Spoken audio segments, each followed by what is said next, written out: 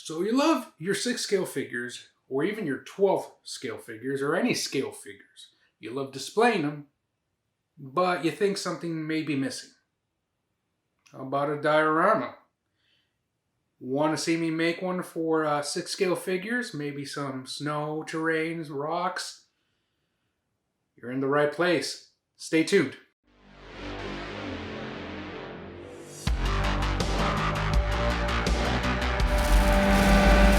Welcome back to Crafted by Metamorphic Customs.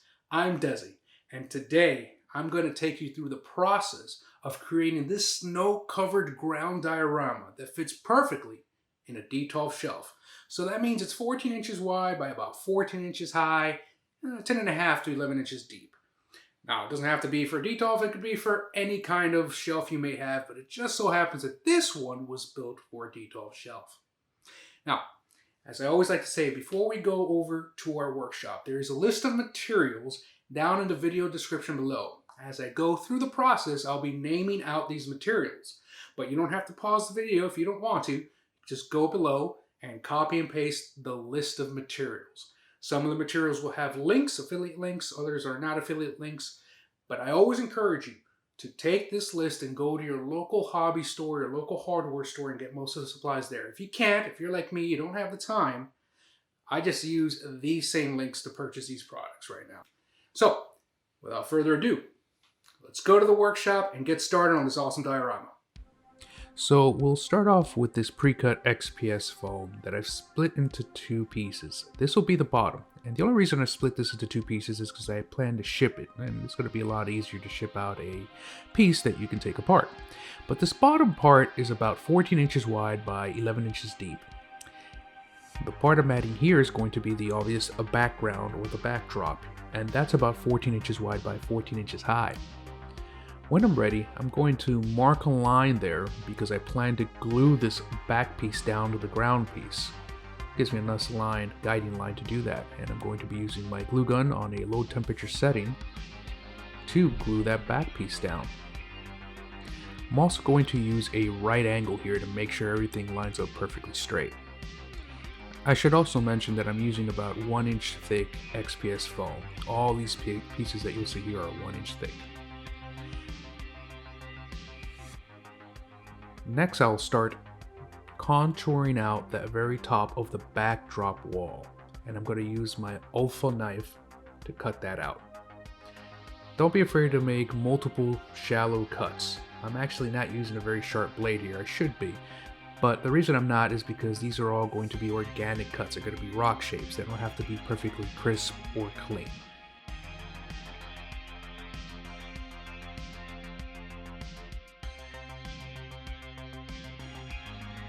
Now I'm going to start building up that back rock wall and the bottom ground that connects to it by adding pieces of XPS foam. What you'll see me do here is start carving out each individual piece. This is how I prefer to do it. Now, of course, if you're using pieces that are thicker than 1 inch, in thickness, that works too. This is just the XPS foam that I can commonly get in my local hardware store or online. So I go with this. So I start carving out rock shapes to make it as organic as possible, but there is no pattern. I'm not using any reference. I'm just making jagged cuts. And I try to cut out each individual piece, each section, before I glue it on, just to give it a starting point. But later on, I'll come back and try to integrate each step so that it doesn't look like a step, right? So it doesn't look like 1 inch foam on top of 1 inch foam on top of 1 inch foam.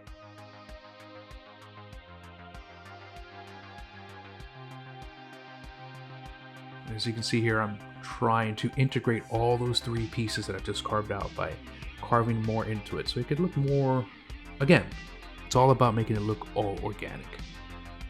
I'm going to do the same thing on the opposite side, on the right side here. Notice the right side's not as tall as the left side. Make it a little asymmetrical there.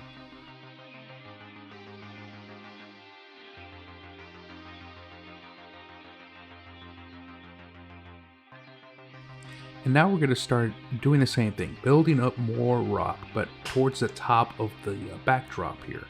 Now, the very top portion is going to have this overhang, so I'm just going to start adding layers of XPS foam, trying to build that up.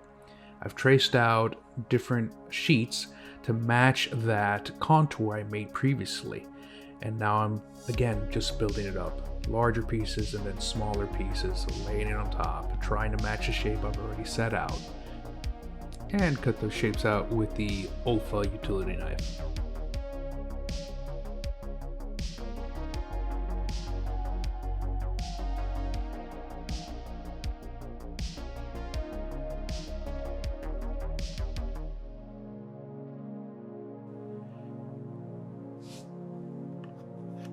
The great part about creating these rock shapes is that, well, they're rocks, you know, they're organic. So as long as you make jagged cuts or even smooth cuts in some cases, depending on the rocks, you'll get something that looks pretty decent when you start adding texture to it. As long as it looks realistic to you, as long as it looks like it fits the scale and the display, you'll be fine. Again, no reference here, just making these cuts. And what I'm doing right now is, again, trying to build up that overhang that will be at the top of the backdrop. And again, adding more parts here. By the way, the foam, the slab that you see on the top of your screen here, again, that's the backdrop, but it's upside down right now, right? Because I'm working on the top section of it. So I've got that section that I'm working on closest to me. Once I'm ready, or I think I've made some beginning cuts, I'll start gluing down the pieces. But, of course, just like the bottom portions, I'm going to then start carving out these pieces to integrate them all together. And again, start gluing them slowly.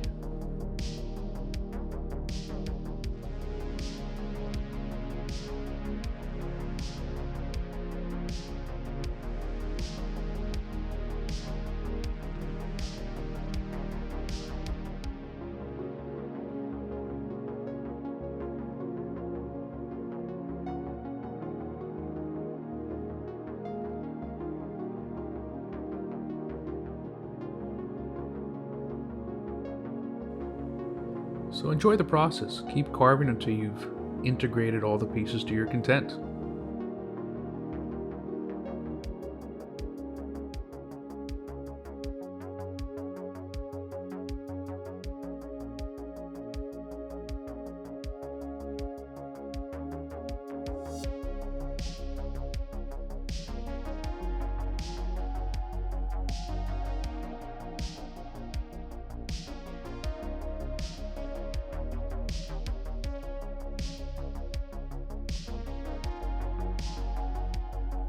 Now that it's starting to look more like I imagine, it's time to glue it down to the top there.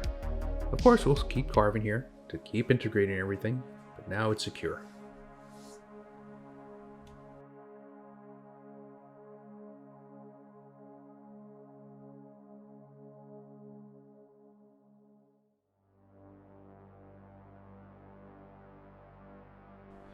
You'll also want to carve out the edges. Again, try not to leave any perfectly straight lines anywhere on this piece. Next, on this left side of the piece, I kind of want to add another rock protruding from that side. So I'm going to get a piece of foam and fit it on there. Yeah, I think that's about right. Let's go ahead and carve that out.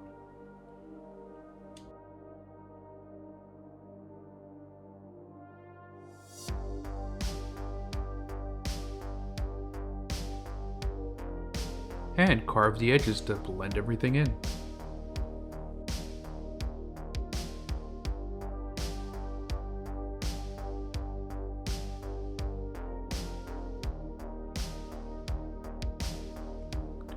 So next up, you'll notice you have a pretty blank back wall, right? Except for those rocks you've already added. So what you're gonna do is you're gonna get the little pieces of XPS foam that you've already cut out and have spares lying around, and carve those out if they're not an already acceptable shape to you, and just start gluing them onto the back wall, creating that rock or cliff face.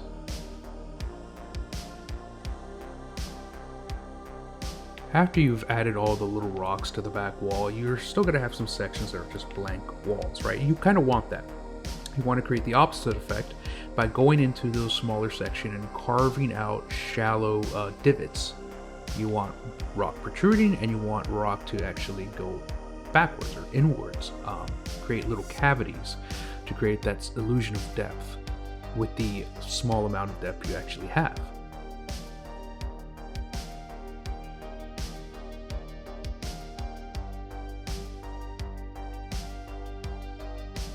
Alright, let's make this a little easier. I'm going to use my Dremel tool, and yes, you do not have to use this.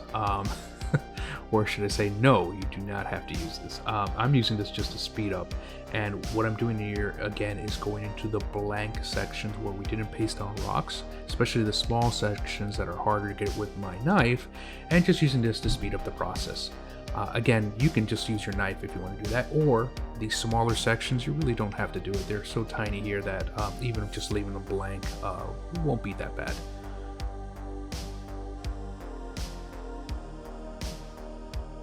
That said, Dremel tool always comes in handy, especially for sculpting. What you don't see here off screen is I'm wearing a mask, so that's important.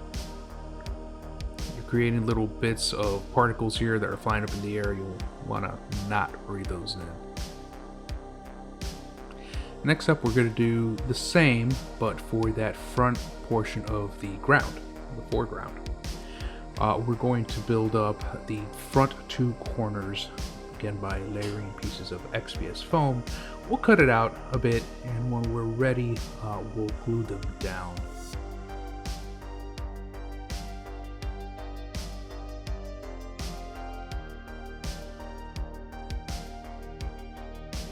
And what I'm using here is a sanding sponge, just to sand down the seams between both of them. Again, you could use a thicker piece of XPS foam. I'm using 1 inch thick. You could use 2 inches, and that'll probably work really well. But again, I'm working with what I got here. And the reason I sanded the front pieces is because the front pieces are going to be like hills, not rocks like in the back wall. So little hills, so those I wanted to be a little smoother. But I am carving out, as you can see, the front edges and the side edges. Not the back, because the back is supposed to go flush against that piece, against the back ground. But the front piece has been carved out. And now I'm going to use some baking soda. That's right, just plain old baking soda to make that rock texture. And Mod Podge, so a 1-to-1 mix of baking soda and Mod Podge. And baking soda really gives a nice sandy texture, and it's fairly inexpensive.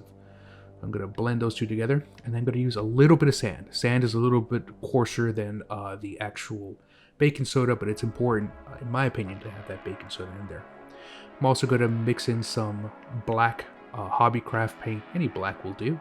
And when I'm ready, I'm going to grab a brush, any brush. I'm using a 1-inch brush here, and just apply it all over the rock texture.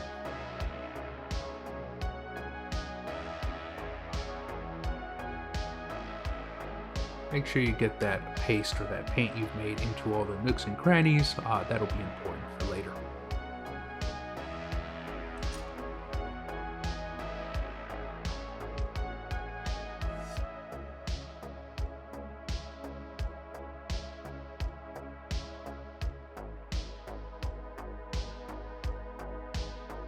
The paint really brings everything together, integrates everything, and once that starts to dry, it's going to look pretty good.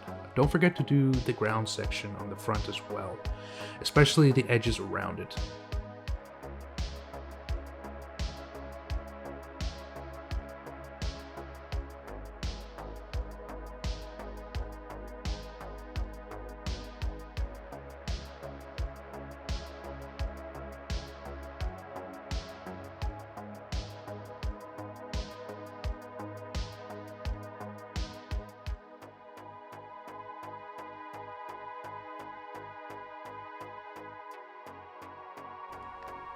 And once it's dry, it looks pretty good. Next, I'm going to move on to using some FW inks. Here I've got some sepia to get in those nooks and crannies, and yup, I'm going to be using an airbrush. Don't worry, you don't need an airbrush. You can actually use the same techniques you saw in prior episodes, episode 1 and 2, where I just kind of watered down the FW inks and applied it with a brush. But this is just much quicker. It's the only reason I'm using an airbrush. It allows me to get into those nooks and crannies pretty quickly, and I'm not even diluting the FW inks to go directly into the airbrush. I'm also going to hit the sides there, all the crevices, the deepest recesses, to really bring in that shadow in this. Again, I'm just using straight sepia ink from FW Inks.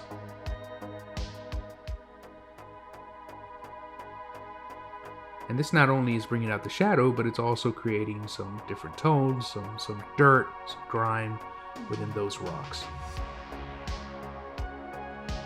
Now we can go on to dry brushing. We're going to create different layers here. We're going to be using a light gray color. Any light gray color will do. Something close to white, but still gray. So not a medium gray, not a dark gray, light gray. And you know what to do here. You're going to grab a brush, any size that you're comfortable with.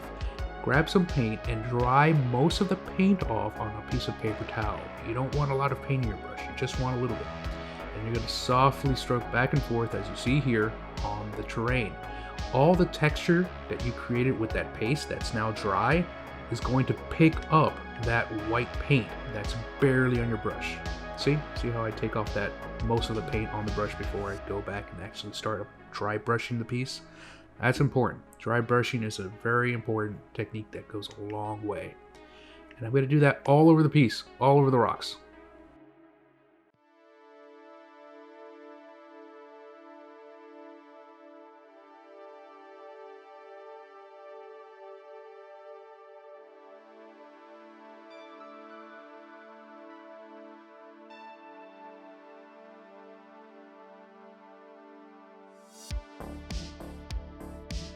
And already you're really starting to see that rock texture with just one pass of the dry brushing technique.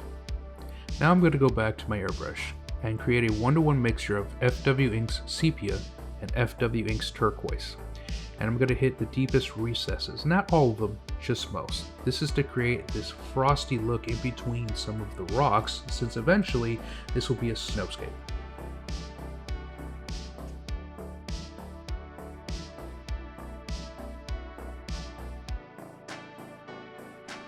There's still going to be plenty of layers on top of this that'll bring this down a bit, but having this there really brings out the piece and gives it some life later on.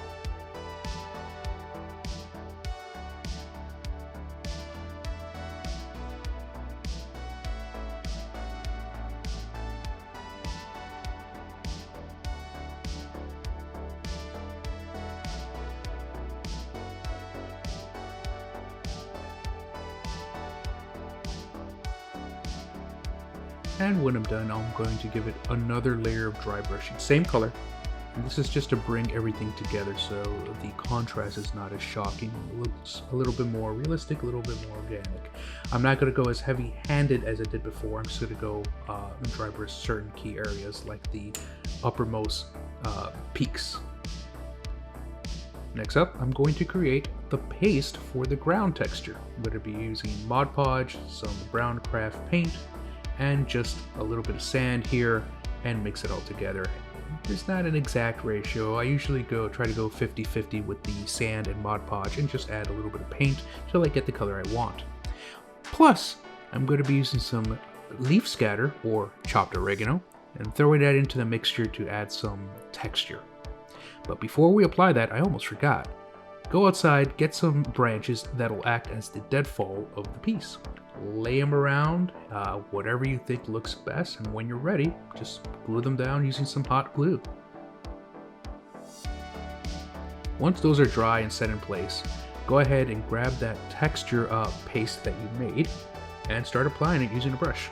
I'm using a small brush, but you can use a bigger brush. The reason I'm using this size brush, and it's just a cheap brush, it's because I can get under those branches and shove that mud we've created under there.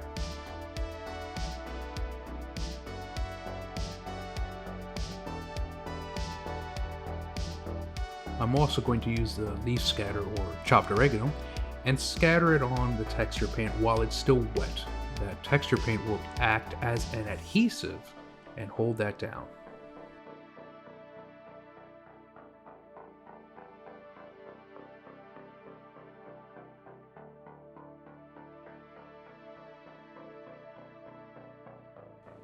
I'm also going to grab a bit of that texture paint we've mixed up and apply a little bit to some of the rocks on the back wall.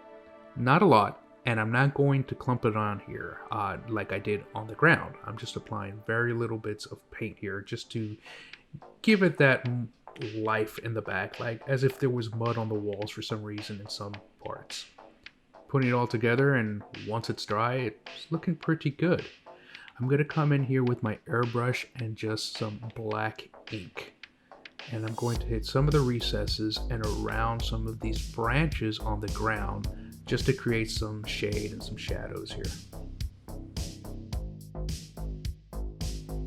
I'll also hit some of the deepest recesses on that back wall again to create some additional depth.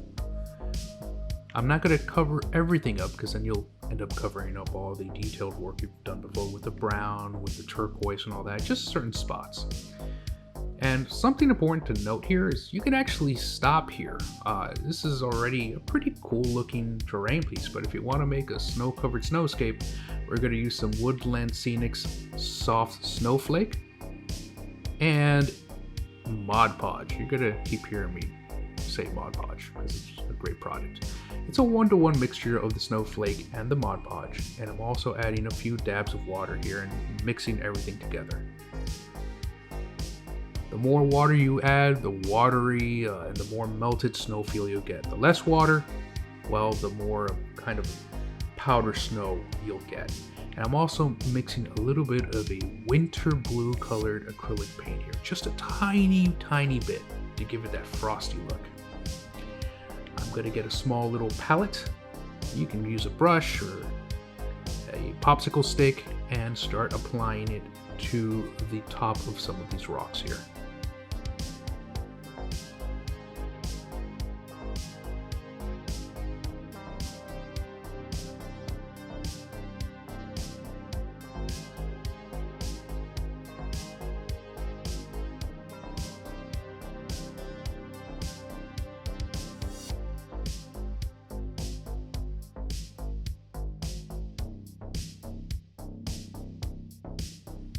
I'm also going to put some of the snow on the rocks in the back rock face.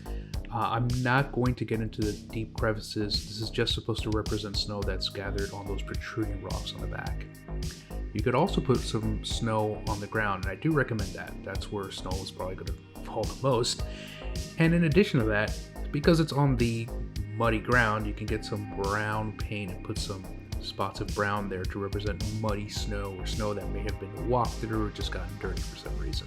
Totally up to you.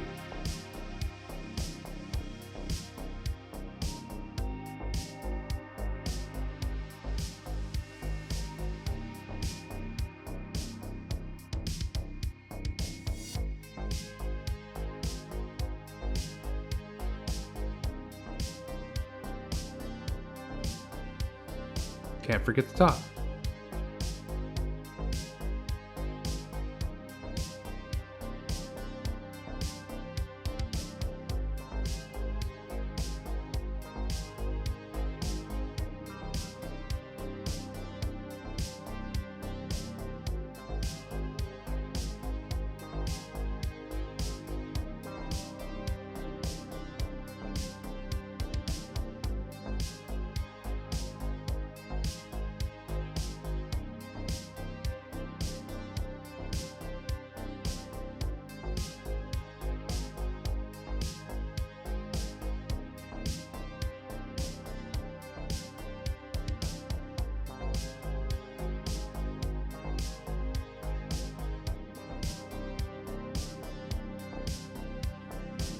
I put some snow on top of the branches, just the very top, and then snow around the ground as well, but I try not to cover the branches entirely because then what's the point of putting the branches there if you can't see them? Just some important facts not to overdo the snow in some of the areas.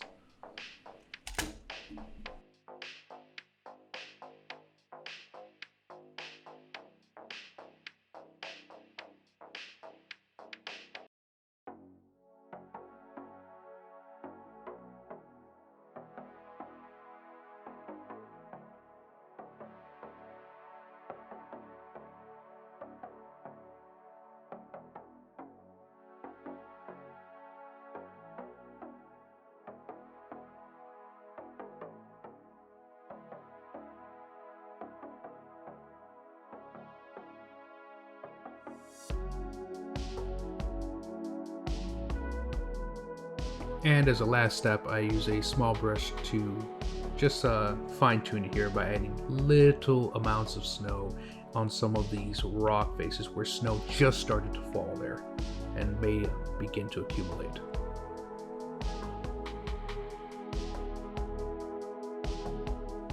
And here we have our final product. Fits perfectly into a D12 and makes for a pretty good display for anywhere between 1 to 3 figures. You can technically put more, but I limited it to 3.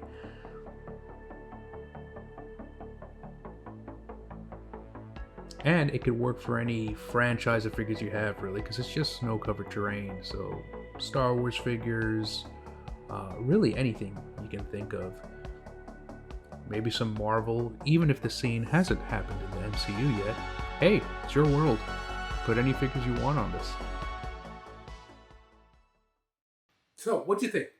Are you feeling inspired to create your own scenery, your own diorama? I hope so, because that's the whole point of this. To give you the ideas and to show you that while you may have to spend some time on this, it's all about the journey. You should be enjoying the process. And hopefully, while you're waiting for your next figure to come in because you've got it in pre-order, well, now you've got something to do. By the time that figure comes in, you're going to have a great scenery built from it, great diorama. Maybe for a module case, maybe for a D12 shelf. Remember, the measurements I used here are just measurements that I wanted to use for this particular project. But really, you can make it any size. You can make it smaller. You can make it 4 times as big, 5, 10 times as big. It's really all up to you and what you want to put into it. And yes, you can use any kind of techniques. Today we built a snow-covered terrain, snow-covered ground and rock, but maybe you didn't want the snow. Maybe you just wanted to stop at the rocks and you could have just done that. Or maybe you wanted to add some greenery. Or maybe you didn't want it to be rocks. Maybe you wanted it to be some other kind of building texture or background. Maybe we'll see that in the next episode or a couple episodes down the line. Who knows? You're going to have to stay tuned. But until then, if you got some enjoyment, some anything out of this video, go ahead, let me know by giving me a like down below. Click that little thumbs up button, right? And subscribe. If you want to see more videos like this, that's another good way of letting me know. If you subscribe, you'll be notified of this video as long as you hit the subscribe and the little bell icon there. Go ahead and do that. And as always, if you've got some tips of your own, if you think I could be doing anything better, or if you just want to give some advice to the community that may be watching this video, go down to the comments and say, hey, these are some alternate methods to do the techniques that Desi is showing you on these videos. Or say, hey, Desi, have you tried this or considered that? Or this is much better. Or how about this tool? Please let me know. I don't know it all. I'm still learning just like everyone else.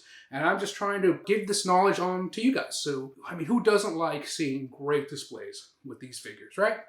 So, please, again, give me a like, hit subscribe, and until next time, stay crafty.